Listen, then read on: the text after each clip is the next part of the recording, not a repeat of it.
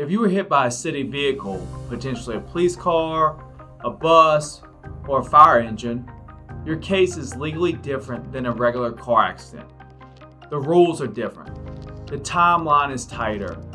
And if you don't act quickly, your chance at recovery could disappear before you even get started. I am Ryan Wind, a personal injury attorney here in Virginia at Wind Injury Law. We have handled these cases before, and the truth is you have to treat them differently from the start. I'll walk you through a few examples of cases we've had with our clients, and then break down what the law says and what steps you need to take right away. And if this sounds like what you're going through, don't wait, call us. These cases have a clock on them, and missing a deadline could cost you everything. Here at Wind Injury Law, we have had several cases that involve claims against a government entity. We represented a family whose son was tragically killed when a police officer sped through a red light. We have represented an individual that was catastrophically injured when a garbage truck turned in front of his vehicle. And we have represented clients who have been injured by a reckless ambulance driver. In all these cases, we have clients that suffered massive and even fatal injuries, and none of them ever did anything wrong. In these cases, the second we found out a government or county vehicle was involved, everything changed. We had to act fast. There is a tight deadline to notify the city in writing that we plan to bring a claim, and it was not like dealing with a regular insurance company. The city has its own legal department. Their first response was to push back on liability, claiming immunity. That triggered a whole different legal analysis. We had to investigate whether the driver was truly acting within the scope of their duties and whether they followed proper protocol.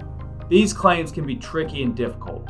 If the government actor, which in these cases I talked about is the driver, is actually engaged in the government function at the time of the crash, you will have to prove gross negligence to hold the city or government liable.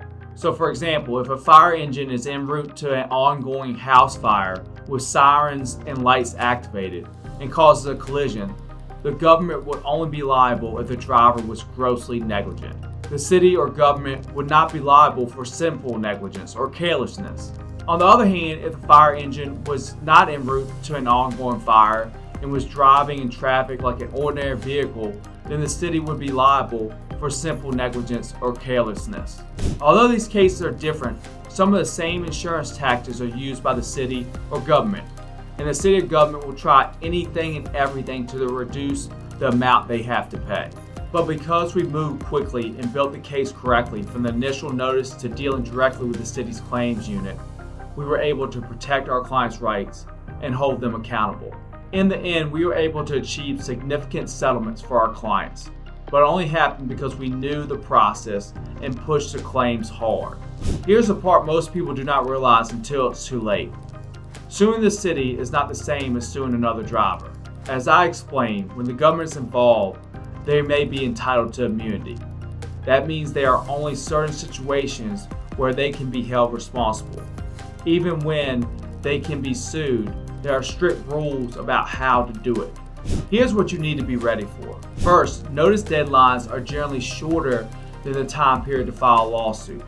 You usually only have a few months, sometimes as little as 6, to file what's called a notice of claim. That's not the lawsuit itself. It's just a formal heads up to the city or government that you plan to bring a claim. If you do not send that notice on time, you lose your right to sue, no matter how badly injured you were. Lastly, these cases move slowly and require more paperwork. City attorneys, government processes, they all take more time. And the smallest misstep in filing a documentation can delay or even kill your claim. If you have been hit by a city vehicle or hurt because of something the city failed to maintain, talk to a lawyer immediately. Do not assume it's just like any other car accident case, because it's not. We have helped people navigate this exact situation before, and we know how to do it the right way and how to do it quickly. If you've been injured and you're not sure what to do next, call us at Wind Injury Law. We'll walk you through your options, make sure you don't miss any deadlines, and fight to get you the recovery you deserve. We are Wind Law, and we are here for you, Virginia.